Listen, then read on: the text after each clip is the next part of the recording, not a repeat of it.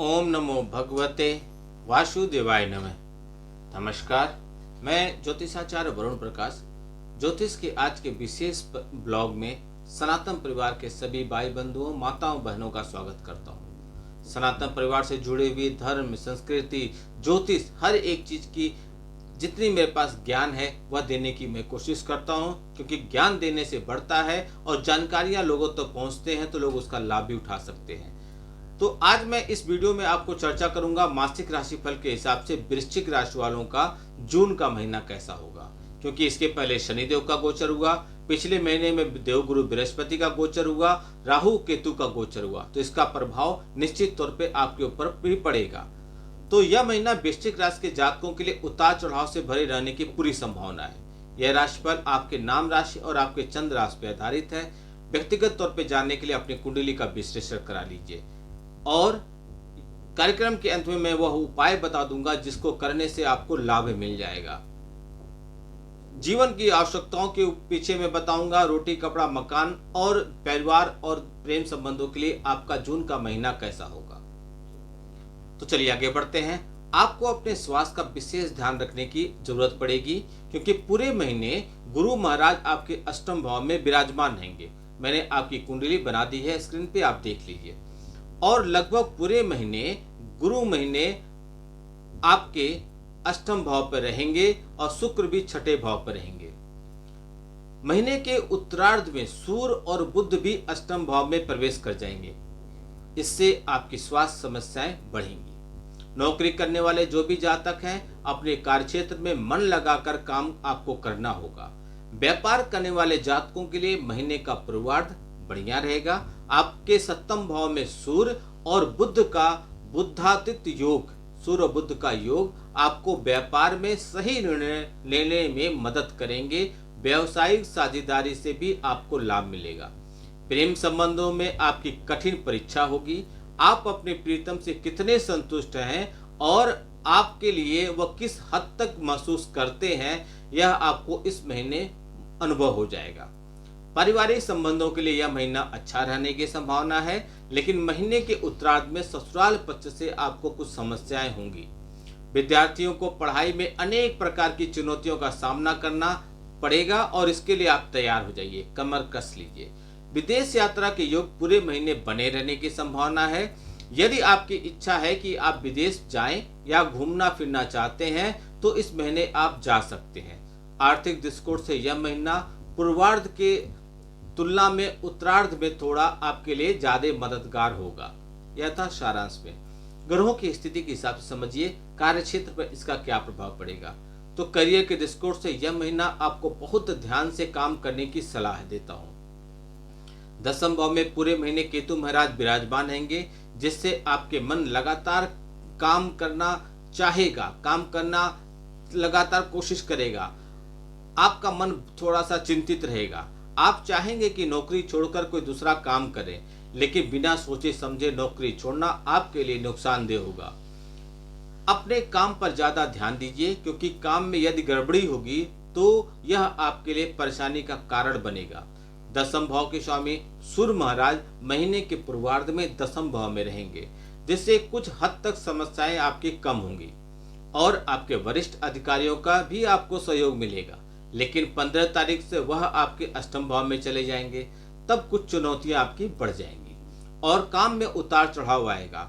छठे भाव के स्वामी मंगल महाराज महीने की शुरुआत में नवम भाव में आएंगे, जिससे साहस और संघर्ष के बाद आपको अपने कार्य क्षेत्र में सफलता मिलेगी। और 7 तारीख से वह आपके दसम भाव में प्रवेश कर जाएंगे, जहां पर केतु पहले से ही बैठे हैं। इस प्रकार मंगल केतु का अंगारक योग कार्य क्षेत्र में आपको परेशानी देगा। आपका लड़ाई झगड़ा होने की स्थिति भी बनेगी। इस पर सावधानी आपको रखना होगा, आपके लिए बेहद आवश्यक होगा।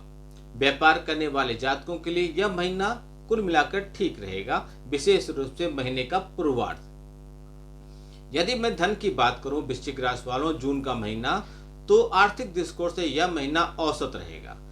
जहां एक तरफ शनि महाराज पंचम भाव में बैठकर एकादश भाव को पूरे महीने देखेंगे और आपकी आमदनी को बढ़ाएंगे, आपकी दैनिक आमदनी को ठीक करेंगे।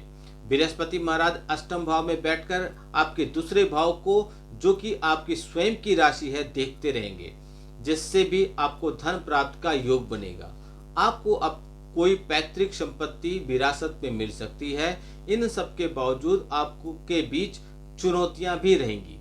शुक्र महाराज 29 तारीख तक आपके छठे भाव में बैठकर द्वादश भाव को देखेंगे, जो आपके लगातार खर्च को बनाए रखेंगे। मंगल केतु के अंगारक योग के कारण कार्य क्षेत्र पर आपको सावधानी रखनी होगी, नहीं तो नौकरी से आपको हाथ धोना पड़ सकता है और इससे भी आपको आर्थिक चुनौतियां आपकी बढ़ेंगी। अचानक से कुछ धन मिल सकता है, ऐसा योग बन रहा है। यदि आप विवाहित हैं तो आपको ससुराल की तरफ से कुछ आर्थिक मदद मिलने की भी संभावना दिख रही है, लेकिन आप अपने खर्च को सही दिशा में लगाइए, खर्च पर नियंत्रित रहिए, तो फिर चुनौतियां संभल जाएंगी, अन्यथा चुनौतियां आपके सामने आर्थिक रूप से हैं। स्वास्थ्य की बात करें तो इस महीने में शुरुआत में शुक्र महाराज आपके छठे भाव में और शनि महाराज पंचम भाव में होंगे। सप्तम भाव में सूर्य, बुध और बृहस्पति महाराज अष्टम भाव में होंगे। आपको अपनी स्वास्थ्य समस्याओं पर ध्यान देना होगा। आपकी राशि में मंगल महाराज महीने के शुरुआत में नवम भाव में होंगे, जो उनकी नीच राशि है।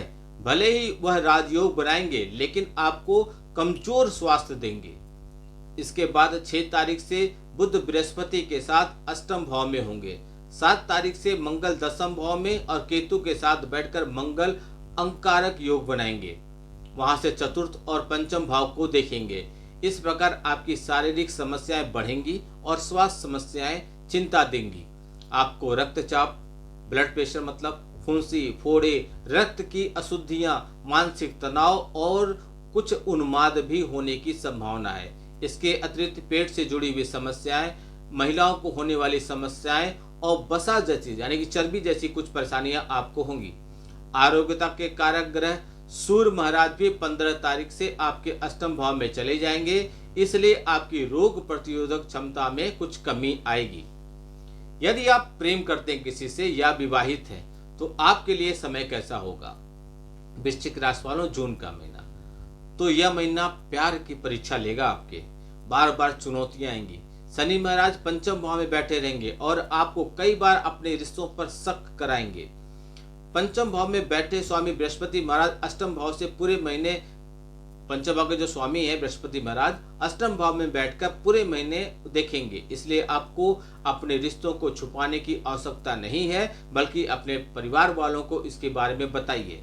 7 तारीख से मंगल महाराज दसम भाव में बैठकर पंचम भाव पर दृष्टि डालेंगे, जिससे प्रेम संबंधों में टकराव की स्थिति बनेगी। वैवाहिक संबंधों के लिए यह महीना मध्यम रहेगा। विशेष रूप से महीने का पूर्वार्ध अधिक अनुकूल रहेगा। सूर्य और बुध महीने के पूर्वार्ध में सप्तम भाव में बैठकर आपके जीवन साथी को सही निर्णय लेने वाला बनाएंगे। उनका व्यापार भी अच्छा रहेगा। इसके बाद 6 तारीख को बुध और 15 तारीख को सूर्य अष्टम भाव में चले जाएंगे, जिससे ससुराल का हस्तक्षेप आपके रिश्तों पर बढ़ जाएगा। 29 तारीख को शुक्र महाराज सप्तम भाव में जाएंगे, तब आपके रिश्तों में प्रेम और रोमांचित भरे पलों की आहट होगी। आपका रिश्ता परिपक्व हो जाएगा। यदि परिवार की बात करें तो परिवार में उतार चढ़ाव से भरा रहने की प्रबल संभावना है। पूरे महीने चौथम भाव में राहु और दसम भाव में केतु विराजमान रहेंगे, जिससे परिवार के लोगों के बीच सामंजस्य की कमी रहेगी। ऊपर से 7 तारीख को मंगल महाराज नवम भाव से निकलकर दसम भाव में प्रवेश करेंगे और दसम भाव में मंगल केतु के साथ युक्ति करके अंगारक योग बनाएंगे, जो पारिवारिक शांति के लिए अच्छा बिल्कुल नहीं है। इस दौरान पिताजी का क्रोध बढ़ेगा, उनका स्वास्थ्य भी परेशान कर सकता है और परिवार में लड़ाई झगड़े की स्थिति बनेगी। चतुर्थ भाव के स्वामी शनि महाराज पूरे महीने पंचम भाव में रहेंगे, जिससे परिवार के लोग संतान पर विशेष ध्यान देंगे और उनका ध्यान रखेंगे। दूसरे भाव के स्वामी बृहस्पति महाराज अष्टम भाव में बैठकर दूसरे भाव को देखेंगे और यह पारिवारिक संबंधों में सामंजस्य बनाने में आपकी मदद करेंगे। आपको चुनौतीपूर्ण निर्णय लेने में कुछ परेशानी होगी, लेकिन आवेश में आकर जल्दीबाजी में कोई निर्णय आप लेने से बचिएगा। इन सभी प्रकार की समस्याओं से बचने के लिए मैं आपको उपाय बता रहा हूँ, यह उपाय कीजिए। यह 4 उपाय हैं, चारों उपाय को आपको करना है, इसमें से एक भी स्किप मत कीजिएगा। पहला, आपको अपने राशि स्वामी मंगल महाराज को प्रबल करने के लिए उनके बीज मंत्र का जाप करना चाहिए। मंगलवार के दिन हनुमान जी के मंदिर में जाकर उन्हें केले अर्पित कीजिए और बच्चों को गुड़ और चना के प्रसाद बांट दीजिए। शनिवार के दिन काली उड़द दाल को या काली उड़द दाल की खिचड़ी बनवाकर शनि देव के मंदिर में दान कीजिए। आपको गुरुवार के दिन केले के वृक्ष पर जल अर्पित करना हितकर होगा। यदि यह उपाय आप ईमानदारी से करते हैं तो आपकी परेशानियां काफी हद तक कम होंगी, लेकिन सब कुछ निर्भर करता है आपकी कुंडली में ग्रह की स्थिति कैसी है।